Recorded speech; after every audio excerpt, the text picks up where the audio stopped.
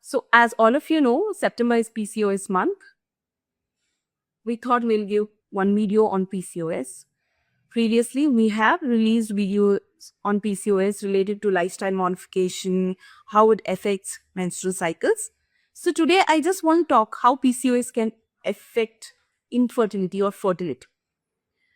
So, there are many patients who ask me whether if they're PCOD or PCOS, they can conceive on their own, or do they need artificial insemination or IVF?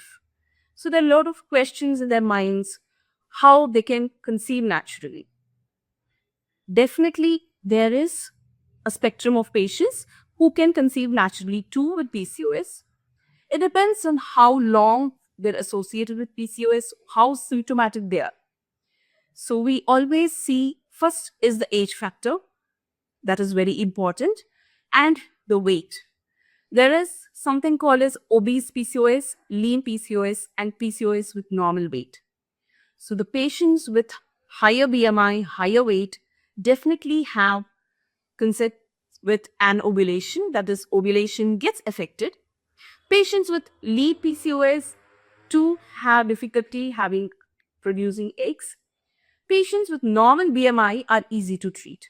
So that's why when a patient comes to us with fertility issues, first of all, we tell their lifestyle to be modified. That is weight loss. So they tell, everybody is telling me weight loss. How do I do it, man? Weight loss is telling or advising is very easy, but following or getting it into practicality is very difficult. I understand. So there are few important things which we tell our patients. We put them on a schedule.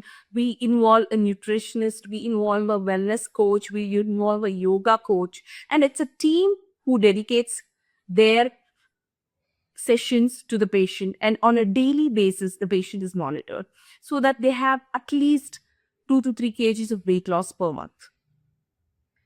So this is one aspect of PCOS wherein weight loss plays a very important role for fertility. Next, coming to the ovulation.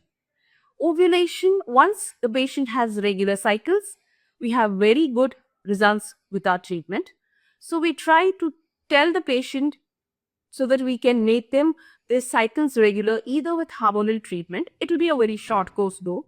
It may be a 3-month course or a 1-month course.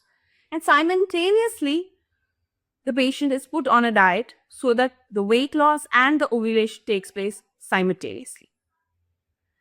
So again, when we go for the treatment, our results raise way high. So even 1 kg of weight loss, we tell the patient there's 40% improvement in their ovulation. So what happens in PCOD?